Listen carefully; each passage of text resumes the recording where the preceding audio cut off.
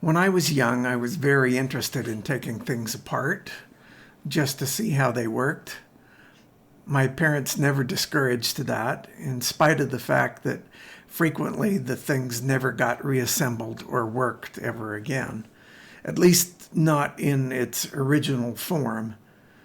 Most of my bicycles ended up morphing into another bike, maybe a very large front wheel and a small rear wheel. When I was 6 or 8 years old, they built a new apartment building near my house. And after the electricians were done, I went and collected all the scraps of the wiring.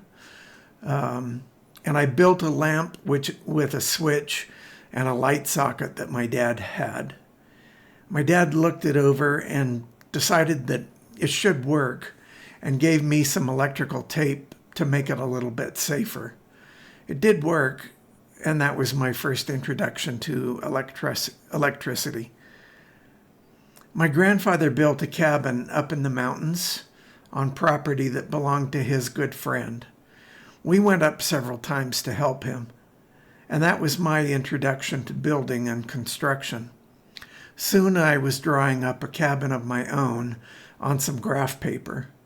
My dad explained that lumber and plywood came in specific sizes and that you had to plan around that. I remember where it was. Maybe I can find it on Google Earth. Let's try. I remember that my grandpa's friend, I think his name was Brian Cox, had a sheep ranch nearby just across the highway. And this is the general area as I recall it. The road up to the cabin ran along the highway for a short distance and then turned and went along a field for about a mile. The road ended in a clearing in front of the cabin in a grove of cottonwoods. The road was just a single track through the sagebrush and was barely passable in a car. Except I remember that his station wagon broke the front wheel while he was bringing building materials up. That car just stayed there, and he ended up buying a pickup truck. This looks like a possible location. I'm zooming in. So this looks like it could have been the sheep ranch. It wasn't incredibly close, but across the highway. I do see a road here that looks like it is headed up in the correct direction and gets up against the mountains. Let's zoom in. And it does look like this is some kind of a structure here. Straight lines. Looks like it could be the roof of a structure. Just looking around. These are a big grove of trees, such as what I recall it was, and then the road did end right here in front. Oh, and then look at this. That's obviously a vehicle. See how it's square and kind of rusty looking. And that's about where the car was left. Interesting. I'm thinking that this must be the spot. And then there was a short walk over to a canyon over here. And there was some water and a spring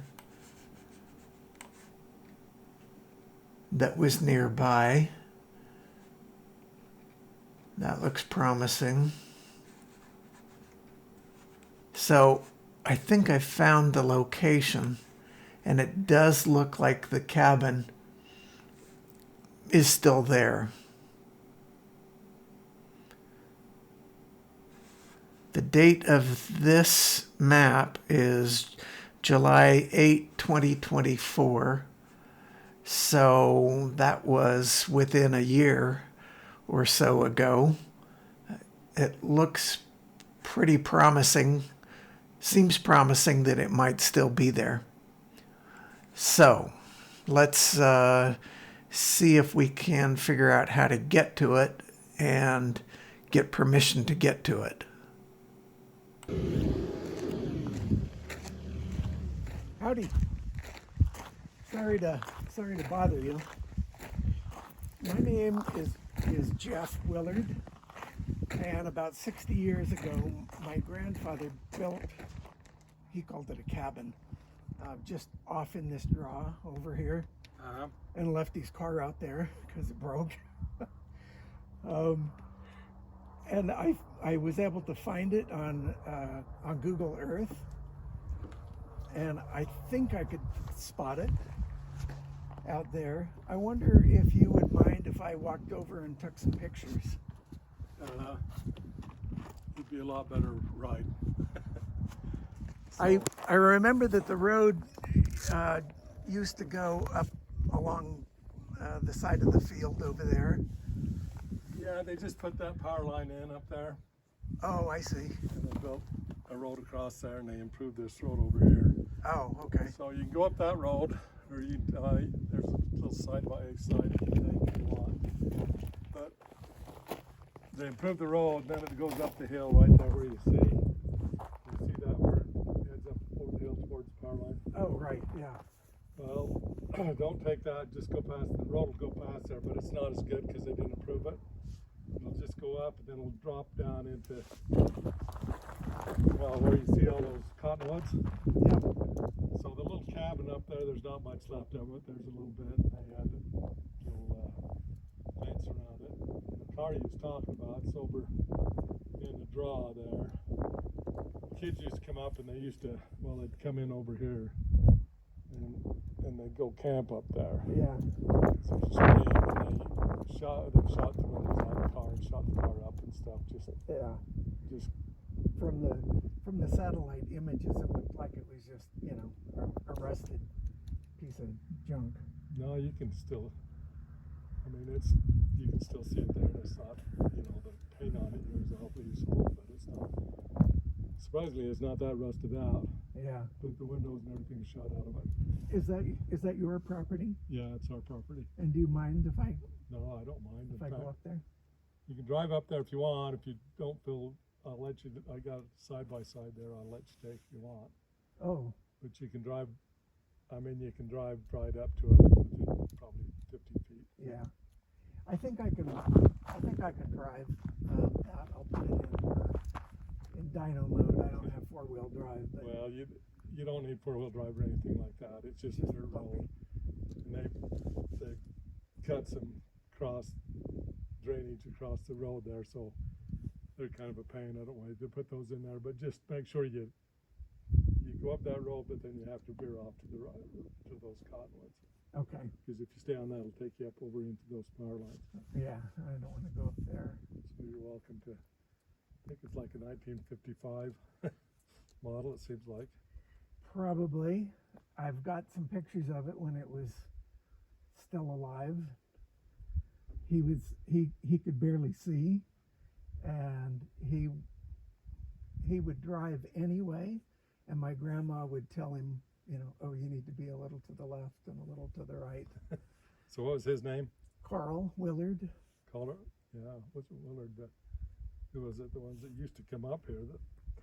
Back in the old days, like 40 years ago, there's a family used to come up a little bit, and they'd camp overnight up there. But the cabin was in really bad shape, and they just, either pitch a tent or just throw a sleep bag out on the ground. They come up for a few years, and nobody's been around for, 30 or 40 years. I've got a few cousins left, and most of their kids are all gone, but I do have some cousins, and I wanted to come up and kind of make a story about it, a video story for them to see it, and I don't know how many of them ever came up here, but we did. And one of my cousins did. Yeah, years ago it would have been worth restoring. It's, I think Yeah. it's too far gone now, but Yeah. yeah. So, but yeah, it's just been. You kind of like their little cabin stuff was right here, and they just kind of drove it down towards the draw into some trees, and it's just sat there for all that time. Yeah. So, yeah, good luck. Well, I appreciate you letting me. I was really nervous to, come up here and ask, driving through your gates and stuff. But I appreciate you being willing. So, where do you come from? From Sandy. Sandy? Yeah. Yeah. They were good friends with a guy named, I think it was Brian Cox, who used to run sheep down here. Up further. Up further. Yeah. It seems like. Yeah, they're more towards Fairview and stuff. Yeah. And there's still Coxes that live in Fairview. Are there?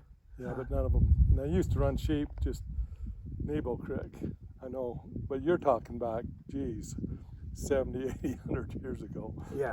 And yeah, they run sheep over there. So, and yeah, there hasn't been any sheep around here for a long time. Yeah. I'm 76, and I can remember them, back when I was maybe in my 20s and stuff, but not much after that. Yeah. So, things have changed a lot. Yeah. Well, it was just kind of on a whim to look on Google Maps or Google Earth, and I was just kind of scrolling around in the area, and I could see, where I thought it was, and then zoomed in and could see that there's a structure there, and then I looked to the side and saw that it was pretty definitely a car. Yeah, and so there's a spring right there, and I've been for years too. Did all of this burn in that fire a few years ago? Yeah, it all burned. So that little side burned. Oh, see yeah. the fire line right there. Yeah. Went all the way up. So it's kind of amazing. It burned all the way up across here and clear up to Indianola. Yeah. And then the winds changed and it jumped the highway. And then it came down and burned all the way down across here and up Highway 6. Yeah. It's just amazing. It's kind of funny how there are all those cottonwoods and stuff right there. You'd think that'd go up, but it kind of burned right down the edge of them, and so everything that way. But you can see all up on the hillside where you can just see how it can burn. It's just kind of amazing. It just come down there and stopped. It didn't go all the way across, but yeah, that whole mountainside burned. Did you live here then? Yeah. Oh man, that must have been nerve-wracking. They made us evacuate. I don't know, but we had livestock and stuff, so we come up a little bit. They got us through, but they made everybody evacuate for a couple of weeks, which we did. Went downtown, stayed in a hotel room for a couple of weeks, but we'd still come up during the day and just check on the livestock and stuff. But yeah, that thing burned for weeks, it seemed like. Oh yeah, I mean, it burnt that side, then come back some more on this side, and come back this way, just kind of where the wind was going. Wow. Well, what really caused the damage is the next year we had all these thunderstorms in the summer. Yeah. It was washing boulders down the size of your pickup truck.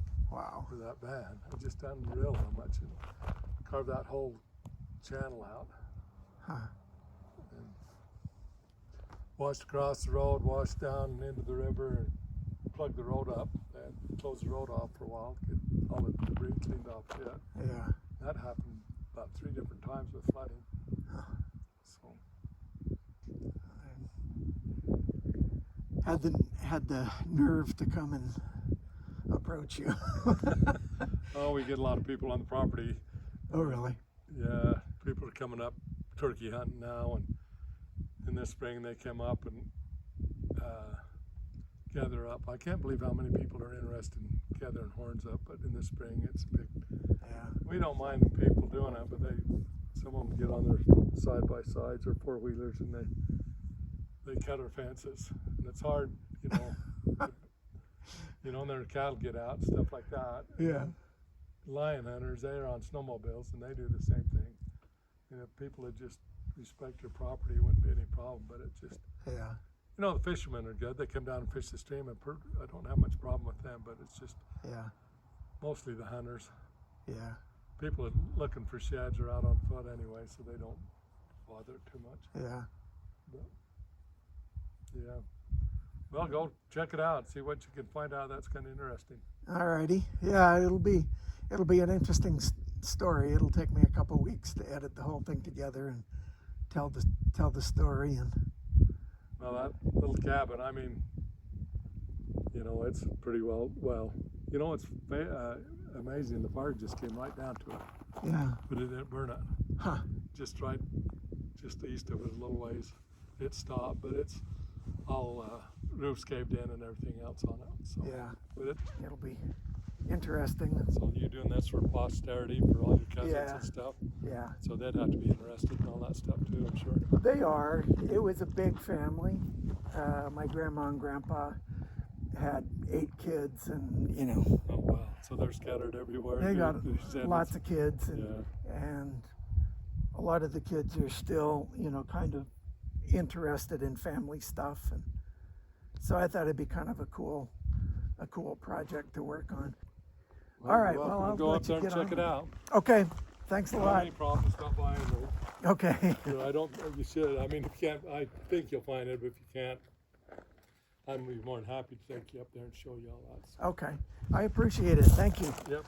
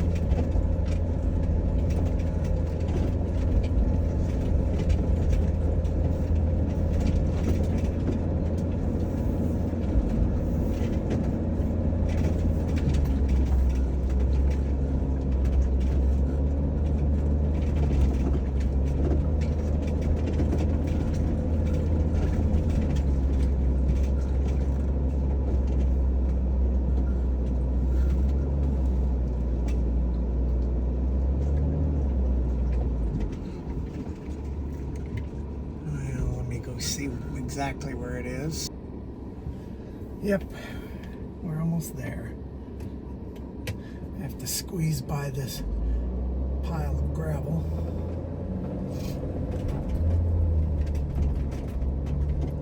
But I think I can. I think I can.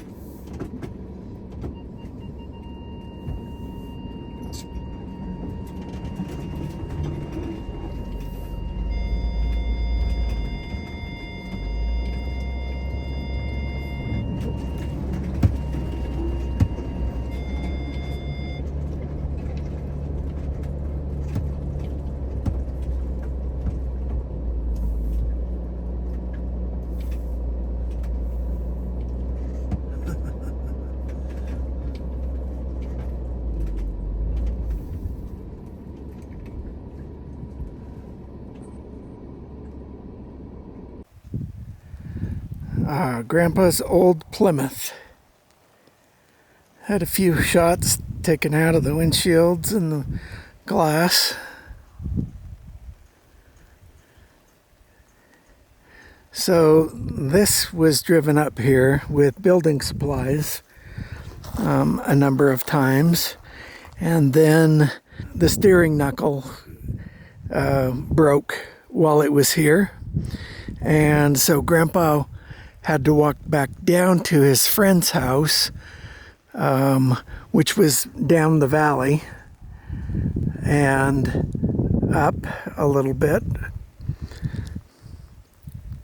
And I think all the kids thought that that would be like the end of Grandpa's driving, but no, he bought another car. And then he also had a pickup truck too that he, I think, probably bought in order to finish up the cabin up here. Our grandma touched that car handle, and our grandpa touched that steering wheel.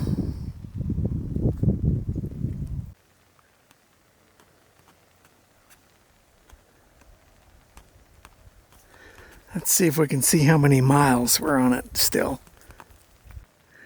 Looks like 89,736 miles. Well, there's the site.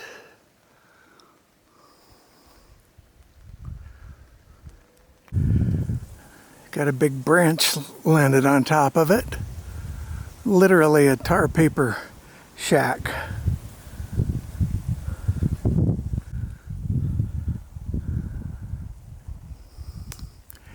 There's the port where the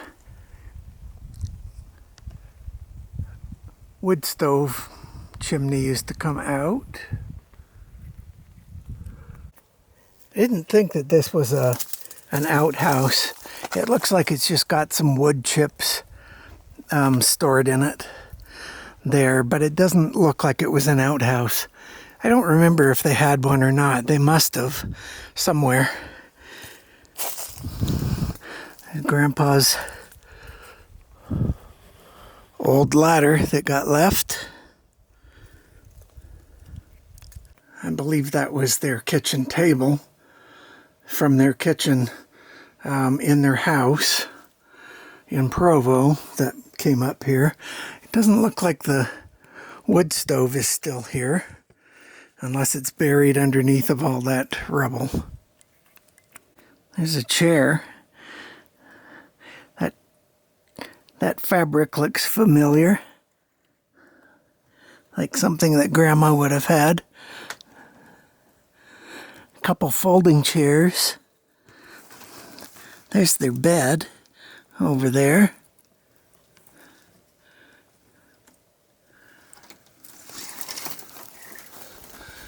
Oh no, it's a couch. They must have had a fold-out couch. A cupboard.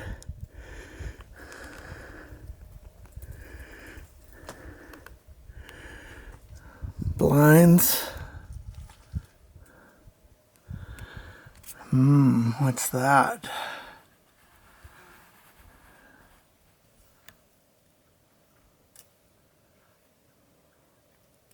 A glass jar of something undoubtedly that Grandma had put up.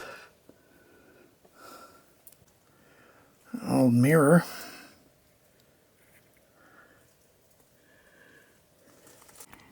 I don't know where they would have gotten electricity from. Maybe he had a little generator. So on the outside of the house, he had this little extension cord, and I bet that he had a generator that he set out here somewhere and plugged it into that, and then that was the electricity in the house. Some years ago, maybe within 5 or 10 years, there was a fire that came through here, and it was a huge fire that burned and burned and burned for a long time.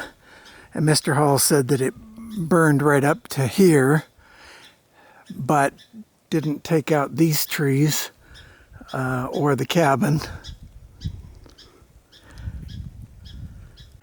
That served as the foundation for it.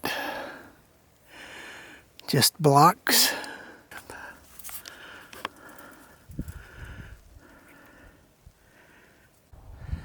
But you can see how close that fire came to the cabin and the trees down here, and just missed it. Well, that's the end of the adventure. I hope you enjoyed it as much as I enjoyed making it.